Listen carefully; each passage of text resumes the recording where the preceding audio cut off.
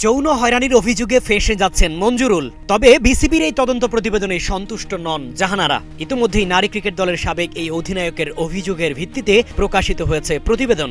তার নিযুক্ত আইনি পরামর্শক প্রতিষ্ঠান মাহবুব অ্যান্ড কোম্পানি কর্তৃক প্রকাশিত এক বিবৃতিতে অসন্তোষের বিষয়টি উঠে এসেছে। কি আছে সেই প্রতিবেদনে আর কোন কারণে অসন্তুষ্ট জাহানারা, চলুন জেনে নেওয়া যাক। তার আইনজীবীরা অভিযোগ করে বলেন, অভিযোগকারী হিসেবে তদন্তের ফলাফলের জন্য পূর্ণ অধিকার আছে তার, কিন্তু বিসিবি তাকে আনুষ্ঠানিকভাবে কিছুই জানায়নি, এমনকি প্রতিবেদনের কোনো কপিও তাকে দেওয়া হয়নি।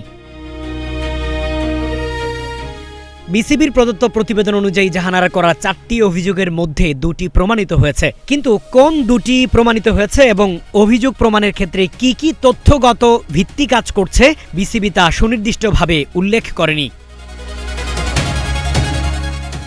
গত বুধবার এক সংবাদ বিজ্ঞপ্তিতে দেশের ক্রিকেট নিয়ন্ত্রক সংস্থা জানায়, জাহানারার তোলা অভিযোগগুলোর মধ্যে কয়েকটির প্রাথমিক সত্যতা পাওয়া গেছে। বিশেষ করে নারী দলের সাবেক নির্বাচক ও ম্যানেজার মঞ্জুরুল ইসলামের বিরুদ্ধে ওঠা অসদাচরণ ও হয়রানির প্রমাণ পেয়েছে তদন্ত কমিটি। 2টি অভিযোগই সাবেক নির্বাচক ও ম্যানেজার মঞ্জুরুল ইসলামের বিরুদ্ধে। তবে কি জাতীয় দলে জাহানারার জায়গা হারানোর পেছনে দায়ী করা মঞ্জুরুলের পাশাপাশি অধিনায়ক নিগার সুলতানা জ্যোতি সহ তার সাবেক কয়েক সতীর্থদের বিরুদ্ধে করা অভিযোগের কোনো ব্যাখ্যা না দেয়ায় এমন নাখোশ তিনি? তদন্ত কমিটি জানিয়েছে, মঞ্জুরুল ইসলামের কিছু কর্মকাণ্ড সুপ্রিম কোর্টের গাইডলাইন অনুযায়ী অসদাচরণ এবং হয়রানির পর্যায়ে পড়ে।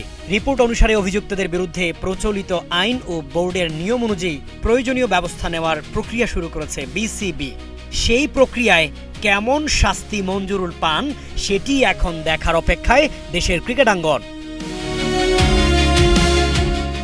এ কে এম শামীম খান, নাগরিক প্রতিদিন।